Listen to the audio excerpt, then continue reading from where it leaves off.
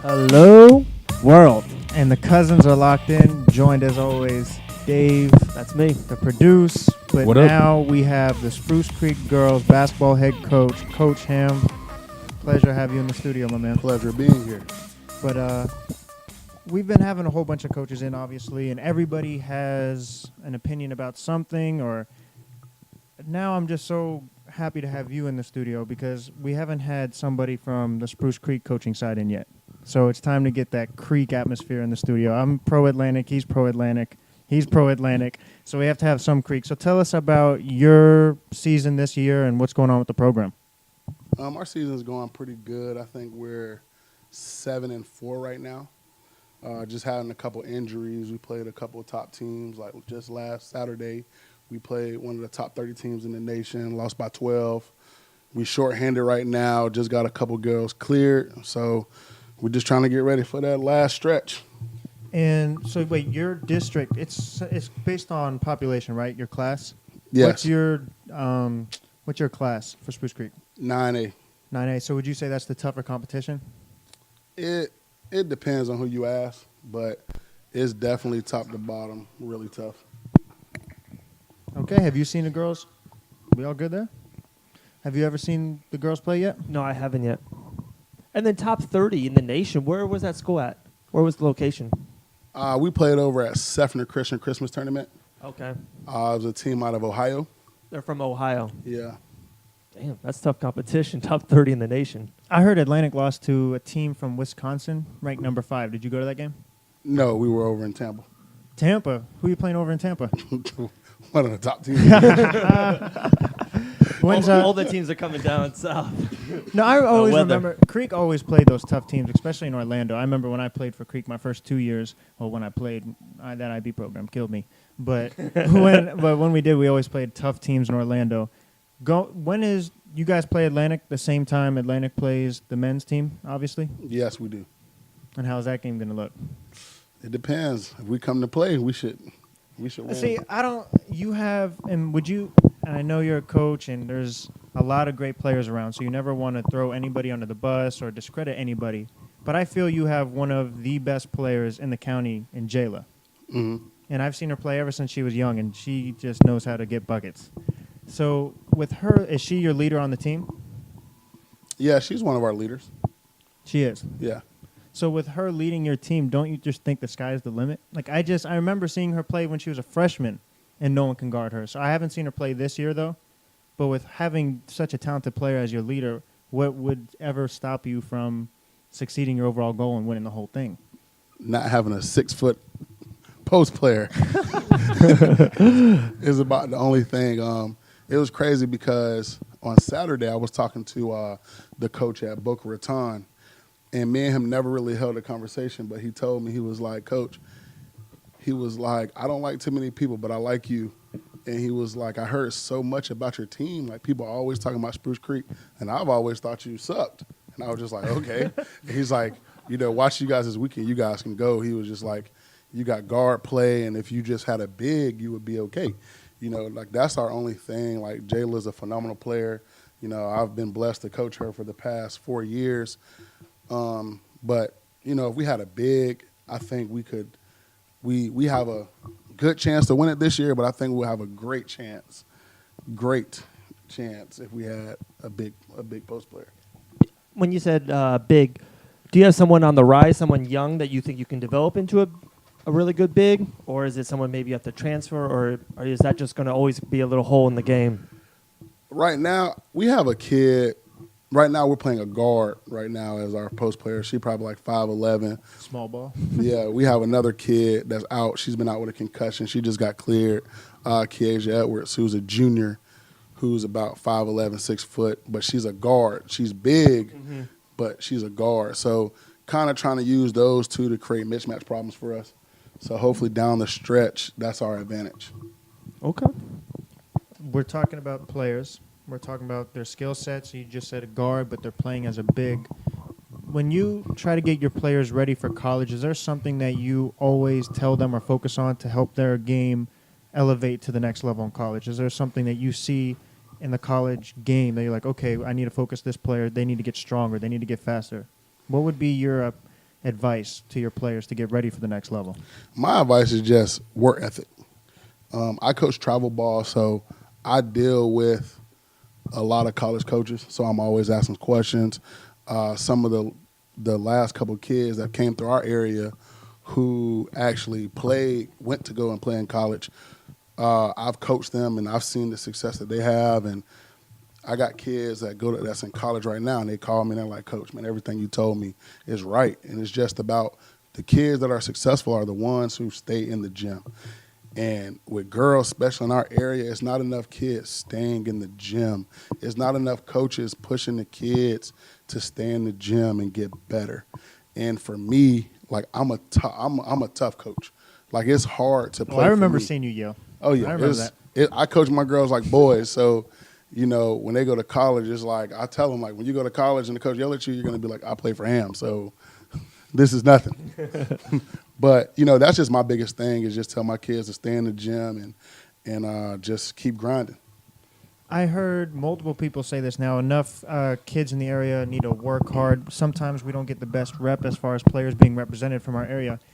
And everybody seems to have a different answer, but everyone has an answer. Why is it we don't produce as many tough players or as many players as some other areas? I understand Orlando is a bigger region, so you're going to have more players, a greater chance to have greater players.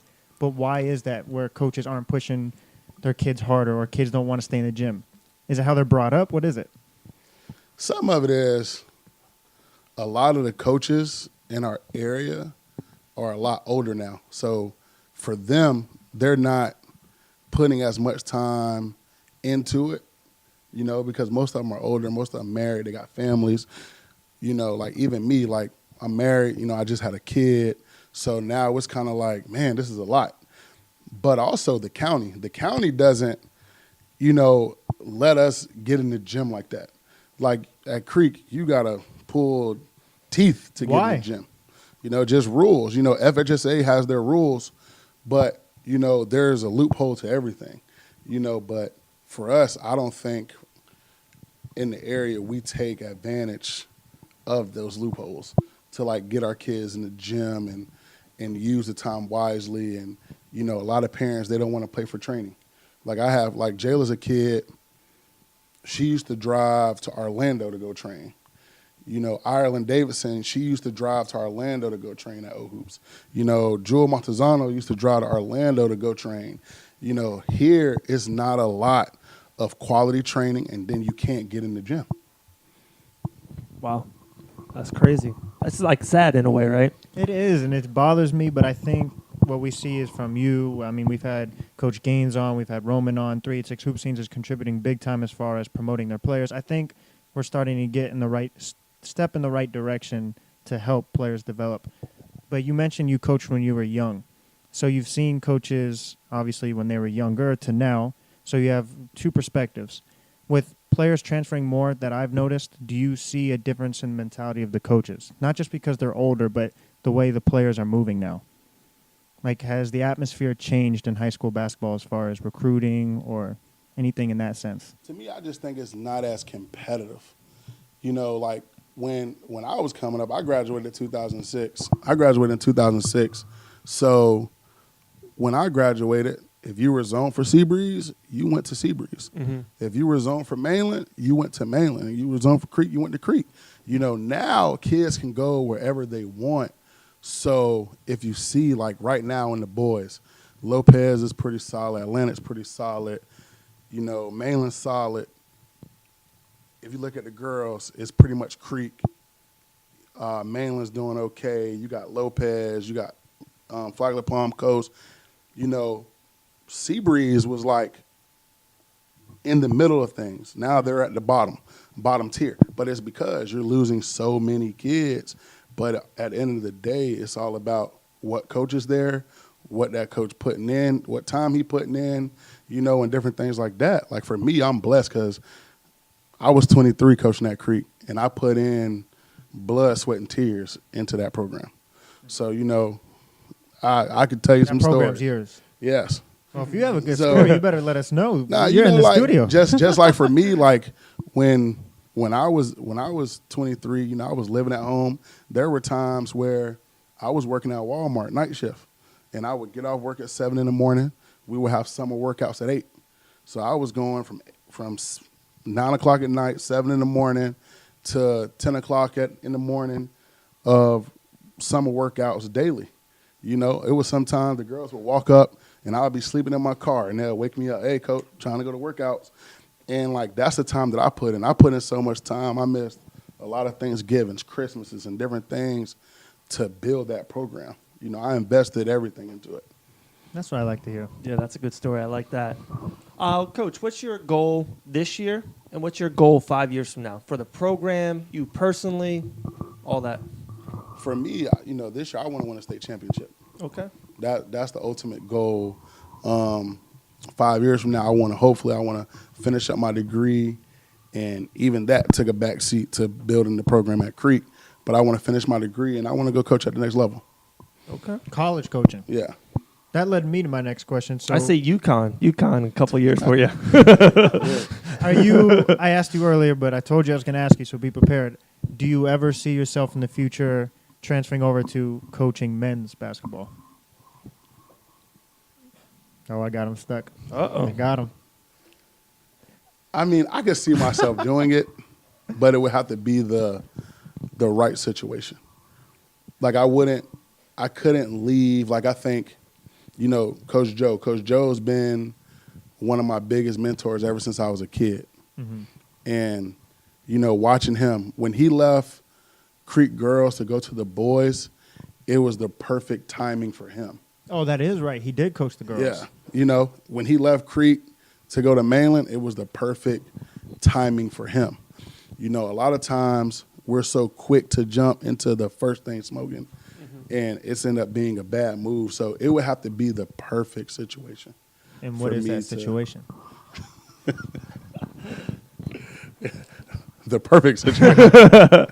I just wouldn't take any program. No, yeah, I Sure. You understand. know, I like understand. I'm 30 years old, you know, with a kid and a wife, so I don't have the time to, like, get into a total rebuild and No, try to yeah. rebuild a whole nother program, you know? No, yeah, so I it would understand. kind of have to be not the perfect team, not like state championship ready, but it would kind of have to be like just the right fit, right program, right administration. Yeah, So- yeah. I get it. I think one thing that's actually not talked about is the athletic directors, and I don't know all of them, so I can't speak on, of course, all the athletic directors in the county, but I remember we had the new one at Atlantic. He was my neighbor. He's awesome, by the way. And all of a sudden, the courts were getting redone. There was new equipment. And it was just, I feel like when you have, and we always say this, when you have a chaotic organization with not a good front office, you're not going to have a great team. Correct. So when you have positive people that have the same goal as you, you're always going to have a successful program. So I think that's a big part in the schools. Like Mainland, what's their brand? They're great at football. And I think what Coach Howard was doing at Atlantic is building that brand for basketball. So I think that's something that's not talked about, is having the right staff around you. Sure. Like you said, having, you know, principals and athletic directors, all that stuff, that's so important. Shit rolls downhill. So Yeah. if you got that good stuff up there, you'll be all right. You know what I mean? Coach, you have a star player. Would you rather coach a star player or star players, or would you rather have like a Detroit Piston kind of team when they won the finals 10, 12 years ago? 5 legitimate, solid role players, not bad, but they were just a great, great team. I would like to just have like a complete team. Complete team? Yeah, because it's a lot easier to manage. Okay. You know, like right now, like I have some very good kids. I mean, you got Jayla Adams, but, you know, Periana Sylvester, who's a sophomore, you know, she's having a great season. You know, she's our leading scorer, averaging 18 points a game. You know, I got Yoka Tassant, you know, who's going Division II to go play at Rollins. So just managing that for me is tough because, you know, you got to make sure Jayla gets her numbers, got to make sure Perry can put up numbers, got to make sure Yoka Tassant put up numbers. And then, you know, I have Danica Hamilton, who was a transfer over from Deltona, who's a senior this year. You know, even her, she's trying to get into college. I got to make sure she can get hers as well. So I would much rather have a complete team where it's kind of easy to manage and they're going to play together, you know, and that's kind of been my philosophy at Creek. But I would just rather have a complete team instead of a team full of all-stars. That leads me to this question. So as a head coach, you just worried about getting your players to college, developing them, but yet you want to win a state championship, but yet you have to run the program right. So there's a lot of things to being a head coach that we talked about earlier. What is the hardest thing of being a head coach? Dealing with parents. Really? That's The LeVar Balls? That's the hardest. That's the hardest. The hardest part is dealing with the parents because, you know, I've just became a parent, but I've been doing this long enough. Congratulations, by the way. Appreciate it. Every parent wants their kid to be successful. Every parent wants their kid to be that kid on the front page of the newspaper. But parents don't understand every kid can't be that kid. Every kid doesn't put in the same amount of work that the next kid does. You know, like earlier this year, like I had a parent text me about a certain kid getting shots. And my thing was, like, he asked me, he was just like, hey, how come she didn't get enough shots? You know, how can you take shots away from somebody else to give this person? Why she only played this many minutes? And for me, I'm like, dude, we were winning the game by 30. So there was no need for her to play that many minutes. You know, this particular night, hell, she played 30 minutes. Like, you know, so that's the biggest thing. The biggest thing is the parents. Like, that's the toughest part. I know it sounds crazy, but does LeVar Ball actually, have you seen parents almost increase their opinion on a team after him? Because I feel like he broke all the rules. Like, he's outspoken when you're not supposed to be. He gave parents a voice almost. Yeah. Like have you seen trendy. a difference? I haven't seen a difference. You know, I like him per se myself. Like, I like LeVar. You do? Yeah. Like, I'm a fan. So do you think what he's doing is right with the Ball brothers, with taking LiAngelo out of a UCLA program, like a free education? I don't think, you know, I don't agree with everything he does. I just think it's a smart business move. No, I agree with that. You know, like it's a business move. You know, I'm still kind of what Ray said last week. You know, if you take the mic away from him, then who cares? But I mean, there's a lot of things that he's done that people don't talk about. Sure. You know, kind of like his mechanic. You know, he bought his mechanic a brand new truck. That's true. People don't talk about, you know, his whole family is like invested in the business. Like, he just didn't take care of, you know, himself and his children. Okay, so that being said, I never want to tell somebody how to parent. And I'm not going to say, oh, that's right, that's wrong. But as a businessman, I think he's doing the right things as far as getting publicity.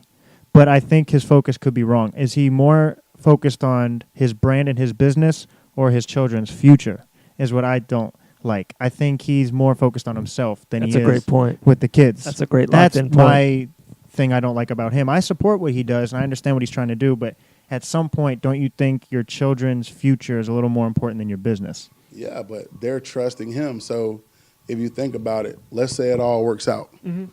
And 10 years from now, he's one of the richest guys in the world. Mm. His kids going to be some of the richest kids. So, you know, at the end of the day, like, it goes hand in hand. I hear you. If they fail, like if one of the kids get hurt, you know, God forbid, and they fail, then the only thing he can really, like, hang his hat on is the fact that his son plays for the Lakers and is a starting point guard. But if all three get into the NBA and have solid careers, and people fail to realize, too, like he's said, that the Big Baller brand isn't for me. It isn't for any of us. It's for the rich and famous. At the end of the day, you know, it's not for us. You know, we're not going to go walk into Foot Locker and say, you know, let me get these LeVar Balls, these 03s or whatever they call them. You said LeVar before you said Lonzo. You notice that? Yeah. That's what I'm saying. It's more about himself than it is the kids. But, you know, so. He has been successful, though. And you know me, I'm not a LeVar Ball fan. but he almost gets too much hate or too much angst. He has been successful. Like, you had a great point. His oldest son, his first son, is a starting point guard for the Los Angeles Lakers. So he's done something right there. The family is a tight-knit group. They're always together. Seems like they're always smiling, laughing, having fun. And, yeah, we definitely agree on, we don't like the move taking the kids out of UCLA. Not a good move in my eyes. If you're going to do that, why would you do it to a program where you're not learning the fundamentals like you normally would overseas? He's working on the brand on this deal. Okay, right that's here. my point, yeah. He's definitely working for the brand. But he has been successful. So, you got to give it up to him. It is what it is. Coach, before we start this huge debate, is there anything you want to shout out, let anybody know about the Spruce Creek program? Just that, our next home game is next Friday night. We play Oviedo. Okay. Next Friday night, just come Home out game? and support. It's a home game. So I think it's 6 and 7:30. Just come and support. I mean, we have some On the very good 12th, basketball. January 12th? Yes. Okay.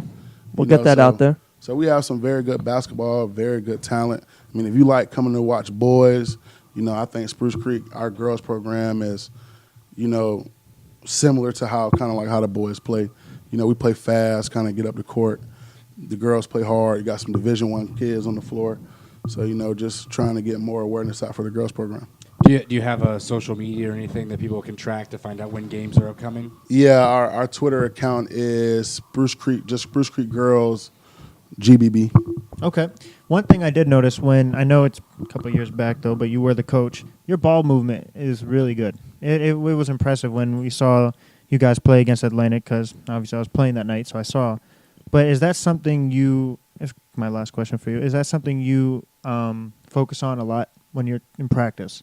Is that something, is a main objective for you, is for everyone to share the ball and move without the ball and have that system?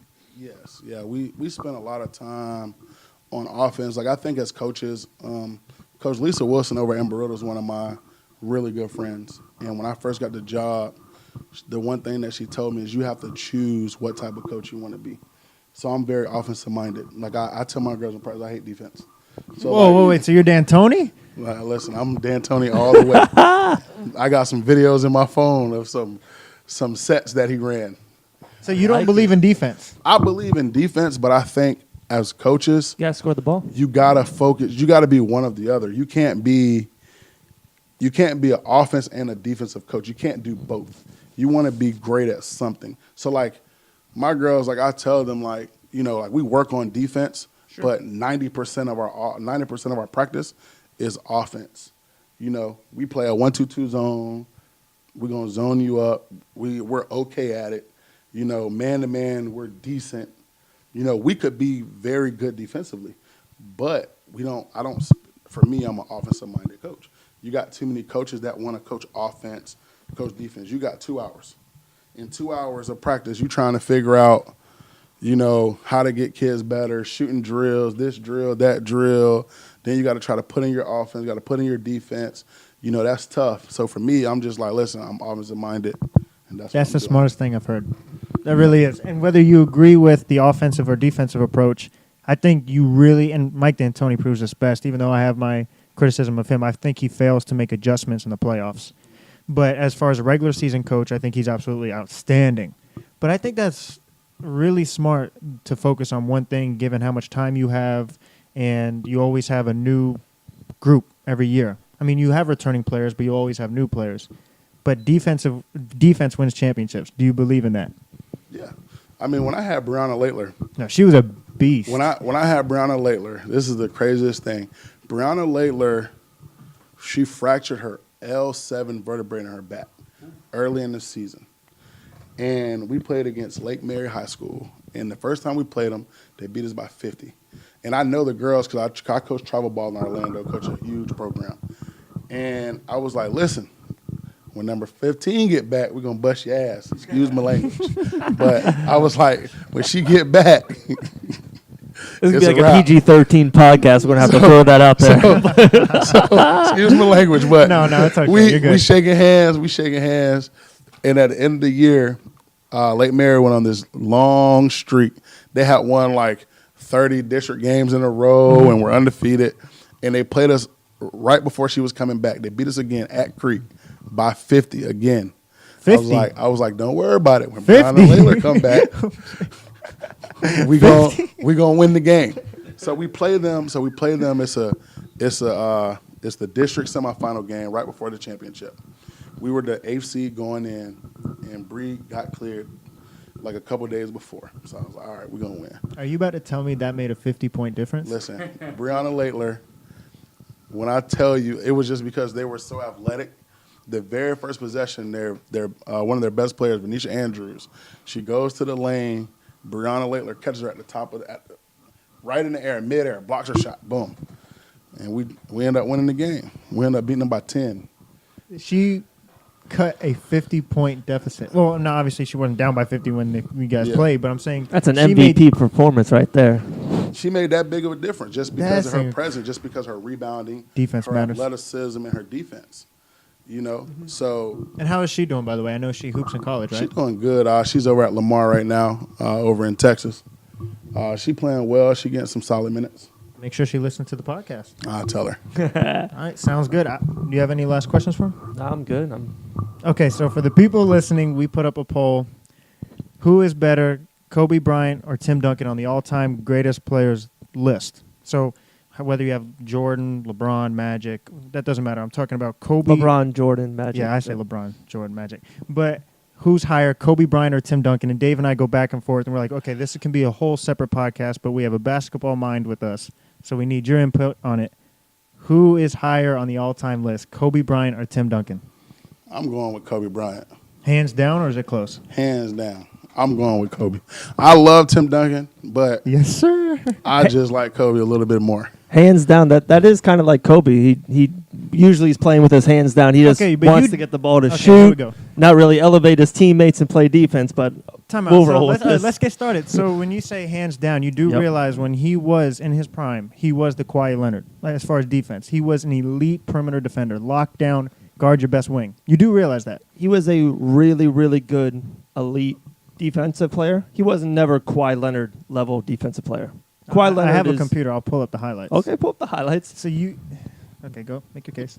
Go ahead. My point on the whole thing is Feel free to jump in. Tim Duncan, rookie year to the end of his career. Playoffs, Western Conference Finals, NBA Finals, 5-time NBA champion. He never faltered.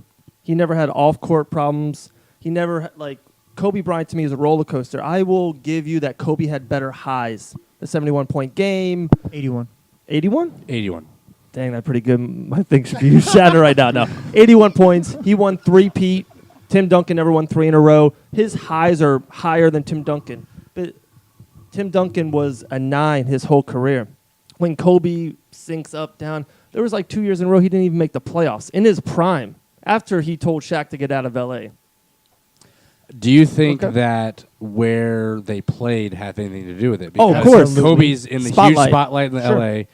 Tim Duncan's not. Their personalities are completely different. Tim Duncan was always soft-spoken. He was a beast, but he was always soft-spoken. He wasn't the kind of flashy player that Kobe Yeah. was. He was actually about got the system. lucky, I think, playing in San Antonio in Yeah. a way because he Oh, was he had quiet Pop and and kind of he just was- snuck he in worked well with and Pop. win championships. Yeah, and Tim But- Duncan had the same coach. His Greg entire- Popovich. I his know he didn't entire have career. to. Kobe used to fire coaches. Duncan never got in Kobe- problems with the other but Kobe- coaches You take and this, fire. coach. You take But this, Kobe, coach. Kobe's thing was though, he wanted every player to rise to his level.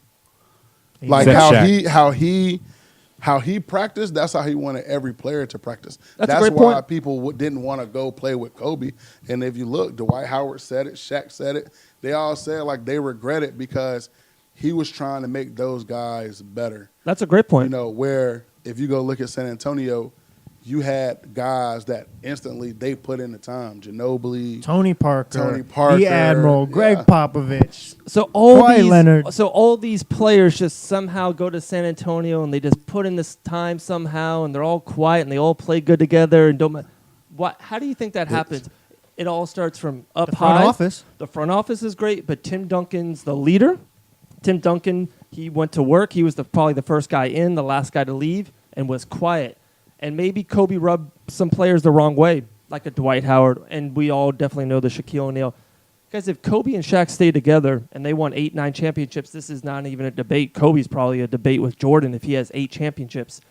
That doesn't ding him at all. I'm him- waiting for you to make your case because we're going back and forth. Okay. I don't, You don't I think- don't think so because if you look at it right now, San Antonio is still Amazing. one of the top teams in the Eastern Conference, and Ginobili is like 100 years old.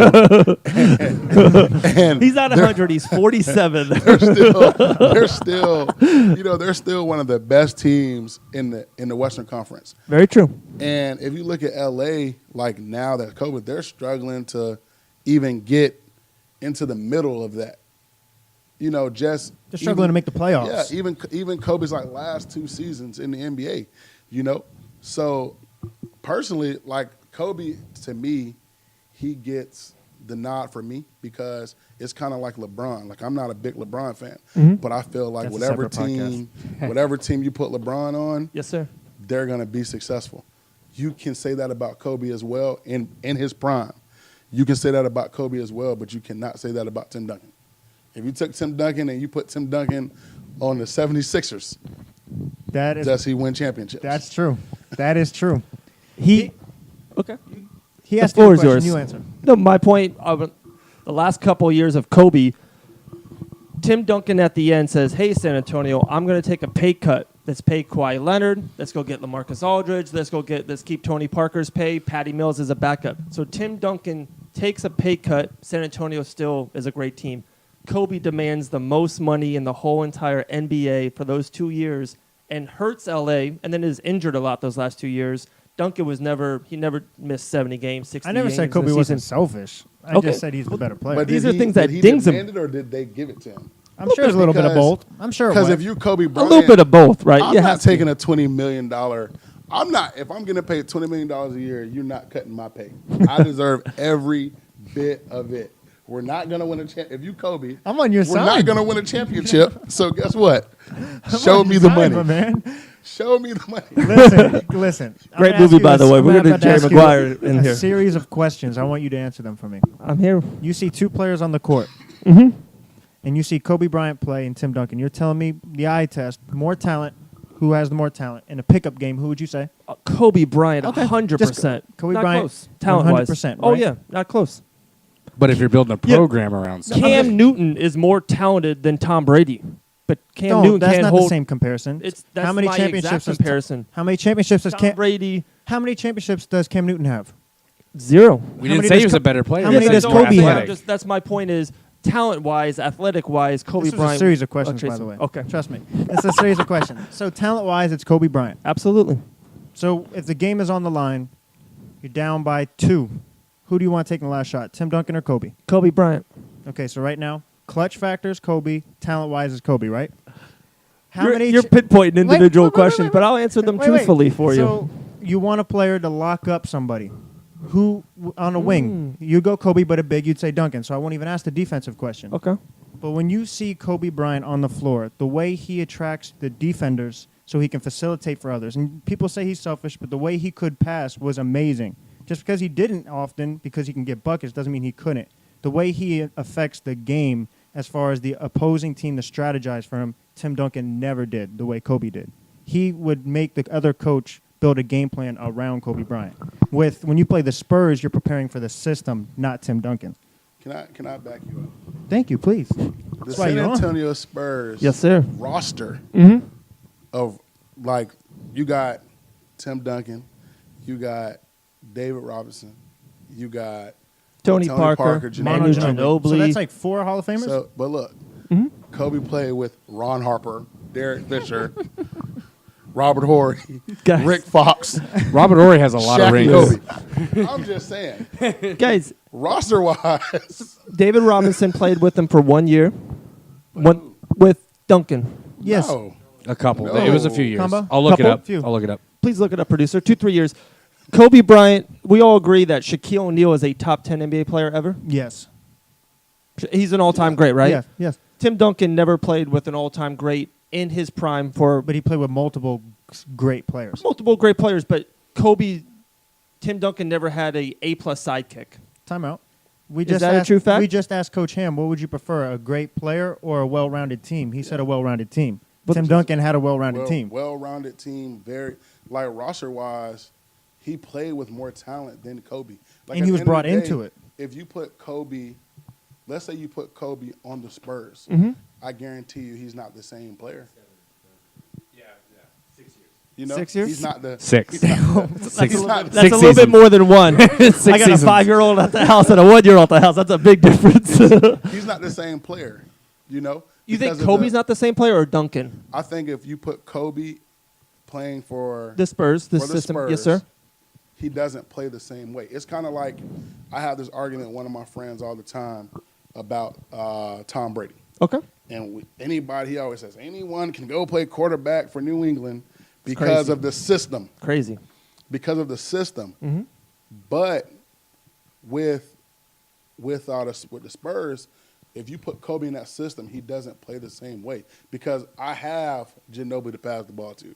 I have Tony Parker So playing he can point go guard. more in the distributor. I'm not passing the ball to Fisher. I don't know if you play 2K, but 2K, there's a great point when he's commentating when you're playing as the Lakers, right? And he's brought in as a commentator. And he says Michael Jordan was able to come off screens because Pippen would bring up the ball. Kobe never could do that. He brought up the ball. Derek Fisher's good, but don't tell me he's Pippen. So Kobe Bryant had to do everything. So what he's saying is if he was in a system, you wouldn't see that Kobe Bryant who took those shots, who was that player. That's a good point. Oh. But in the system, Kobe did have Phil Jackson, maybe the greatest coach ever, and Shaquille O'Neal in his prime, the greatest center ever in his prime. He had them both. All he had to do was kind of put his nose down a little bit, keep his ego in check. They would have won 5, 6, 7, 8 in a row. No, it's a good point. I want to ask you this question. It's a hypothetical, but Sure. we know Kyrie Irving left to the Celtics, right? Yep. Now, Isaiah Thomas just came back healthy for Cleveland. I'm liking it. We'll get into it. Okay. But say LeBron left and he went to the Celtics. Oh, Just dear. a weird thing because Shaq was the best player on the Lakers, right? Yes, With Kobe at that Bryant. time. I'll Yes. agree with you there. He was 36 That and three-peat. 15 in the finals. Yeah, yeah. Okay, so say LeBron James left to Boston because he's the best player. So he's the Shaq in this situation. Okay. And Kyrie Irving won 2 championships without him. Mm-hmm. Wouldn't that look great on Kyrie Irving? Absolutely. So you fault Kobe Bryant for running Shaq out of town, but when Shaq left, he still was able to win. Not right away, but he won championships. I was going to say those 2 years he didn't make the playoffs right away without Shaq. And But 1 second. But at the end of the day, uh-huh. Kobe still won championships. Sure. So Kyrie Irving may not win right away, but if he still won championships without LeBron, he would be credited even more because he did it without LeBron. Sure. So I think you're looking at it as he ran Shaq out of the way, out of town, and then that's kind of the bad thing. But we're looking at it, okay, he ran Shaq out of town. They didn't agree, but he won championships without Shaq. Sure. And Shaq did come back and say, I wish I would have just stayed in L.A. You know, Shaq also, who ran Shaq out of Orlando? Penny Hardaway? See, come on now. That's one point, and that's a pro on Kobe for winning those 2. But do you think so? Do you have, just say honestly, hypothetical, if Kobe would have won 8 championships and Kobe and Shaq would have stayed together, they probably win 5, 6 in a row there. They might lose 1 or 2 to Duncan because he's an all-time great. They go back and forth, but he wins 7, 8, 9 championships, or mostly with Shaq, 7 with him with Shaq. Or he wins that 5, 3 with Shaq in his prime, and 2 after. What would you have higher on your scale? We don't live in the if world, Dave. No, I'm playing. No, I'm playing. I just think like if he won Pippen 8 gets championships- elevated because he had won 6 championships with Jordan. But if he- Scottie Pippen was the Seattle Supersonic, maybe a Hall of Fame player. He's a really good player, but he's elevated because he was with Jordan. He's got 6 titles. That helps. Klay Thompson's getting elevated right now, Curry and Durant. If he wins 3, 4 championships, Klay Thompson's a guaranteed Hall of Famer. He's a stud. So I guess that's an opinion. What is Like more? DeMarcus Cousins, his numbers are amazing. We love Cousins. He's a Hall of Fame type of athlete, type of points and all that. But he's not winning. But Kobe did win. No, I'm not saying. I'm just saying as in general, like to win more with Shaq. Can I ask Robert Ory has like 8 rings. can I ask you this? Yes, sir. If you look at rosters, if you look at Chicago Bulls, the Lakers, Mhm. the Spurs, out of those rosters, the LA has probably the 3rd best roster out of the 2. If you think about it. Like for Kobe's whole run, or just Yes, that. even his whole run, like Kobe, if you think about his whole run, Kobe's never had like if you look at Jordan, you had Michael Jordan, Scottie Pippen, Dennis Rodman, Tony Kukoc, Steve Kerr, Horace Luke Grant. Longley, B.J. Armstrong. Like you had solid. 2 different teams, but But That no, but bull he's talking run. about the level of The Bulls. players that he had. Yeah, no, I know. But God, Kobe had 2 different high-end rosters because he had the Shaq back in. Okay, he had We're gonna Shaq. make fun of Ron Harper. Yeah, Ron Shaq- Harper was a Shaq legitimate and who? NBA player. Shaq and who? Ron Harper, Rick Fox, Derek Fisher. Are you comparing that to Manu Glenn Ginobili, Rice? Tony Parker, and the Admiral? Or are you And talking that's about that that year- Dennis Rodman and Scottie Pippen and Steve Kerr And and then they had a Kukoc? second tier. Guys, Paul Gasol was an NBA Hall of Famer. They had Gasol. Andrew Bynum was really good. We argue about Where's what Andrew Bynum, was Dave? doing his 2 years was Hassan Whiteside. That's Is how he in good jail? he was. Andrew Bynum? Then you talking about no knees, Andrew He Bynum? Or you flamed talking about out. no back, Dwight? He flamed out. He was really good. Ron Artest was really good those years. Ron Artest helped Kobe win that championship against Boston. Metal World Peace. Yeah, Call him but by at the his name. time. Put respect on his name, Dave. Yeah. Or respect you on talking his about name. the roster when he had Karl Malone and Gary Payton? Lost to the Pistons. When they're almost dead kind of players. No, I think you guys are underrating Kobe's rosters. no He had some good players. He had Phil Jackson as a coach. so how about this? You tell everybody about this podcast. I tell everybody about this podcast. You tell everybody. We'll put a poll up on Twitter and say who won this debate. Wow. Sound good? I just don't think Tim Duncan gets the respect. I love Timmy, and I think he's the greatest power forward of all time.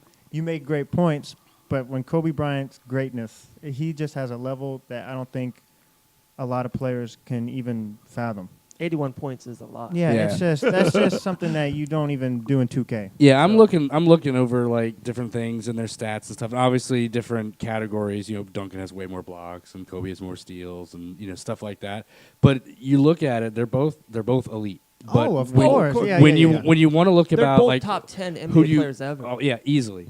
But who you think of when you think of like I think we talked about one of our Mount Rushmores when you think about like the logo when we were discussing that. Mm-hmm. I think broadly, over broad. I think if you talk to somebody who's not a basketball fan, Kobe. it'll be Kobe. Oh, of Oh, course. If exactly. you're not an NBA fan or you're not a sports And I fan, think like, that's it's definitely that's a Kobe. nod to him. But like you said, some of his off-court things, take that away and kind of give that to Duncan. But if you're looking at solid things, if you're looking to build a franchise, I'd like a big man because you can find shooters. Well, today's All over. game, I'd take Kobe. Yeah. Oh, in today's Kobe in game, his it's a prime? wing. Yeah. Oh, today's Yeah. game in the win. But, yeah. 15 years ago, Right, Duncan was exactly. doing this thing in the West. Yeah. So Big- it really depends, and it's Okay. really tough. You guys, I like it. I like a debate, and I like that another input into it. I appreciate it, Coach. We'll I like put that That's poll good. up tonight. Oh, I'm into Or it. tomorrow. I'll I'm wait into till it. tomorrow. Give You got people a anything chance. else, Cuzzo? You want to talk about the Cavs? Anything else? Are you good? I know we have to get locked in, too. The so. Cavs play tonight, right? Against Celtics? Boston. They're They're down. down. Isaiah Thomas is back, guys. I'm pumped. He's so underrated right now. Isaiah Thomas was a first All NBA player last year. He's going to be awesome with LeBron. I think that's going to work better than what people think. I think it's going to be amazing, but my only problem is this. So we had Kyrie Irving, who averaged 29 points in the finals, right? And let's just say Kyrie Irving's a better player than Isaiah, but not by a lot. Like I would say for what they do, Isaiah Thomas averaged 29 points. I would just say he's a better player, but not a huge difference, right? But you got Crowder in return, and you Yeah. also got Jeff Green, people to help you guard Kevin Durant. 3 and Ds. LeBron averaged a triple-double in the finals with Kyrie's 29. But I think the defensive players will help. I still think they need to acquire one more piece to beat the Warriors. Am I crazy?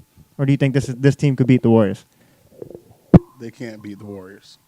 Oh, man. Are you the Warriors bandwagon, or you just think they're just great? I just listen. Coach If- Joe, if- you talked about Coach if you Joe as your watch mentor. if He you didn't like watch LeBron. if you watch how we play at Spruce Creek, I love shooting the 3-ball, and I like how the Warriors play. It's kind of like how we talk about the Spurs, the Warriors. They run their offense, they execute. Yeah. The reason why I don't think the Cavaliers can beat them is because the Warriors are a lot younger, and LeBron doesn't take the shots that he needs to take. He defers a little bit too much at times. Even last year in the finals, he deferred. You deferred. You had a layup. Draymond Green was guarding you, and there's nobody on the planet that can guard you. And you passed the ball to I can't even think. the of Kyle his name. Korver Are you talking about the open, wide the open? greatest Open in the three-point shooter. Wait, time out. So you said you like shooting? No, Coach, you like shooting the 3-ball. Kyle Korver, statistically, he just said one of the best 3-point shooters ever, wide open in the corner. That's You're a telling good you're NBA telling me your player, you wouldn't tell them to make the right basketball play and pass to the wide open shooter in the I'll corner. tell you right now, Jayla Adams could tell you if she was sitting in here, anytime that she has someone guarding her that cannot defend her, And by the way, Draymond's the defensive player of the year, so don't say he's not like just some bum who can't play defense. he So Draymond Green can guard LeBron? I'm not saying he can guard him, No but one it's can not like guard he's like, LeBron. okay, keep going. So you're telling me you just take that shot and not pass it to the wide open, the best shooter on your team? No. What option is Kyle Cover? A wide open three, I'll take that option over anything. Listen to what I'm saying. Though. Kyle Cover on that roster is probably number 7 option, scoring option in that roster last year. So you telling me if you're LeBron, you get to the cup, you could probably dunk on Draymond to win the game. I think it was a 1-point game at the time, right? Or yeah, down by either way, it tied. Either way, yeah. You know, you throw the ball to Kyle Cover. Kyle Cover was sitting in that corner like, let me get my camera ready to take a picture of what LeBron's about to do here. He wasn't even ready or looking to shoot that ball, which is why he missed, because LeBron should have took the last shot. And guess what? This year you'll see it again. They'll get to the finals. LeBron will not take the last shot. He'll defer. He probably will give it to Tristan Thompson to shoot a 3.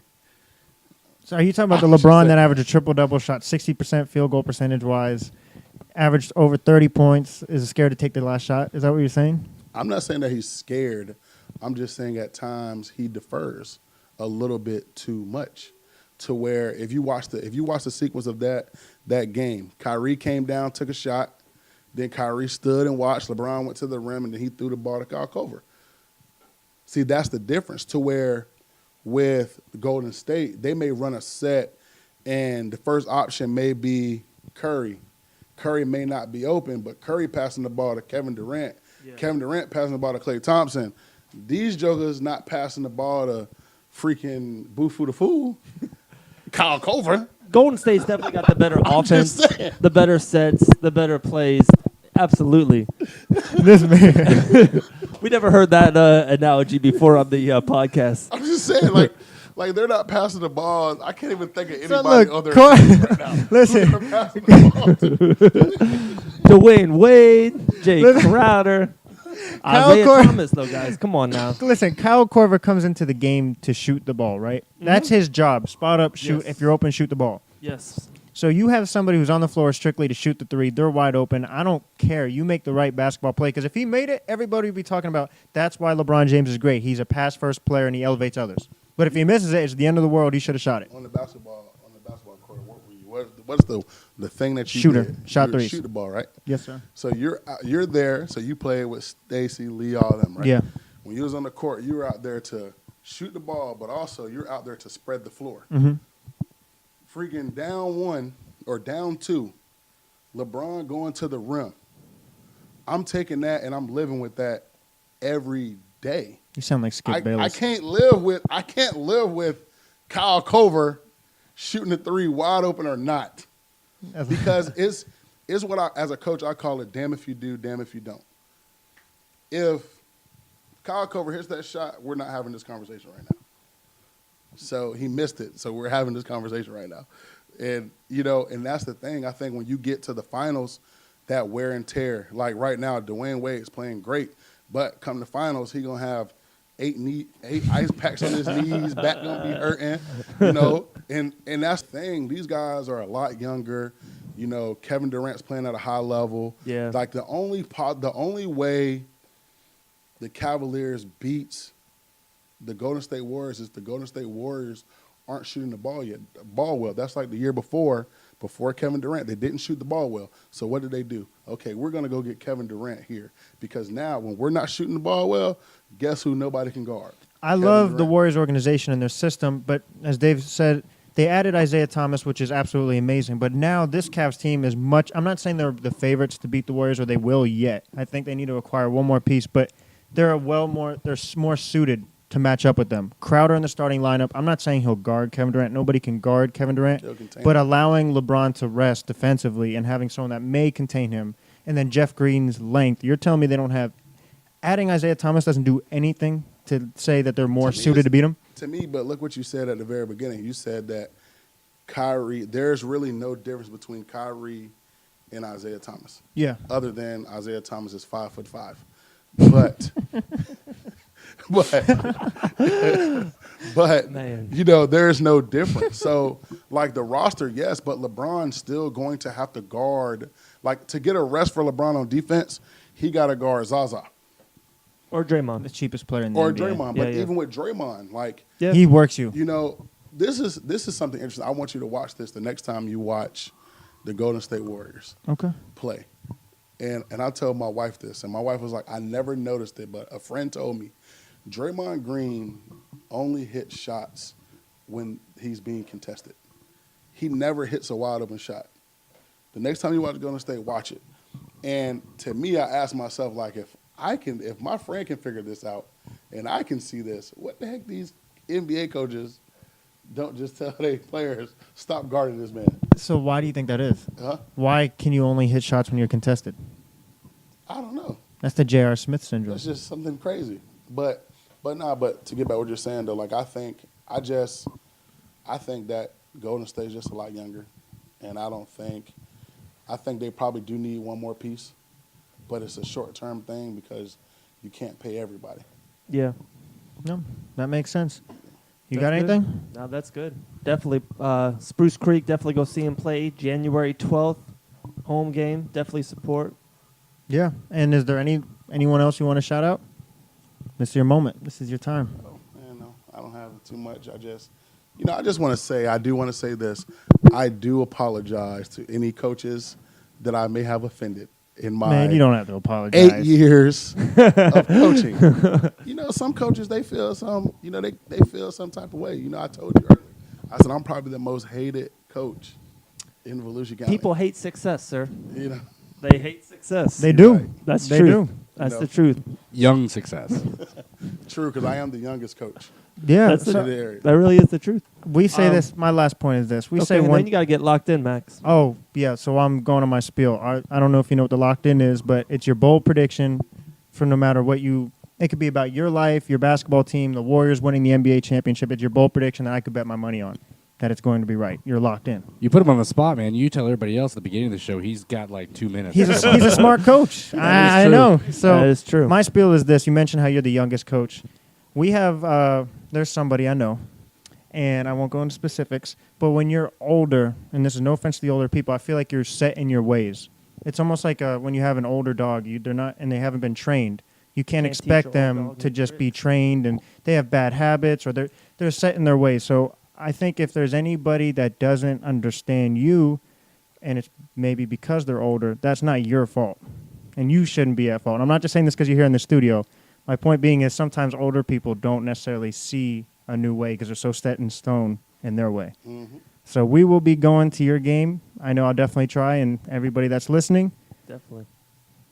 You want me to go first? yes, sir, you're I've locked been in. killing my locked-ins lately. I've been usually the best on the panel. So I think I got another good locked-in. My locked-in will be the man to our right, our guest, Coach Hamm. I would go 3 to 7 years in that range, will be a future college coach. I love it. I love his offensive. I love his details, his smart. And the thing I like the most just in this last hour, his drive. He's going to be a legit top-end college coach. So much respect to Coach Hamm, college coach in the future. I like it. You want me to go next, or do you still got to think? Okay. My next was also going to be about you. I think the next time I speak to you, I'll call you up and debate some sports. I'm talking about locked in the studio. It'll be during the playoff time, and I think you guys are going to make a deep run and possibly win the state championship. That's my locked in. So I'm betting my money. Anybody that's listening, it's going to happen. I like that one. And by Two the way, good locked-ins. if you are about to go to the state championship, which you will be, and you're in the deep playoffs, remember, locked in, we're expecting you in that seat. So All right, I'll be here. My locked in. You're locked is- in. I'm telling everybody right now, the Golden State Warriors will win the NBA Finals, and they will be your champions. And they will not be playing the Cavaliers in the finals. I changed my locked in. You will be in here before the playoffs, and we'll debate the Cavs versus the Warriors.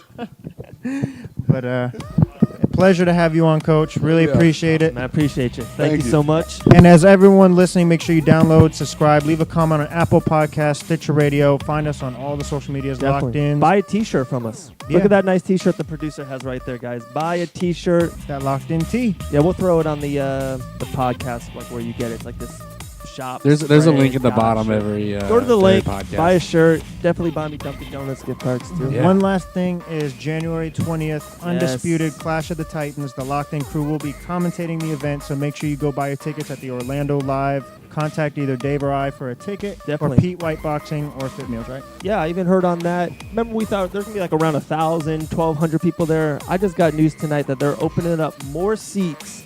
They think it's gonna be around a 2,000 venue. Woo! 2,000 people. We're just gonna have mics and commentary and podcasts locked in. We're getting big, cuzzo. All right. 2,000 people. Sounds good. So everybody listening, make sure you stay Locked locked in. in. Yeah. You now locked in with the best. We ain't rocking with the rest. And when it's game time, we gon' put you to the test. Come to ball, we hitting it, kicking it, or we dribbling, passing it, or we running, or it's the ring that we flip you in.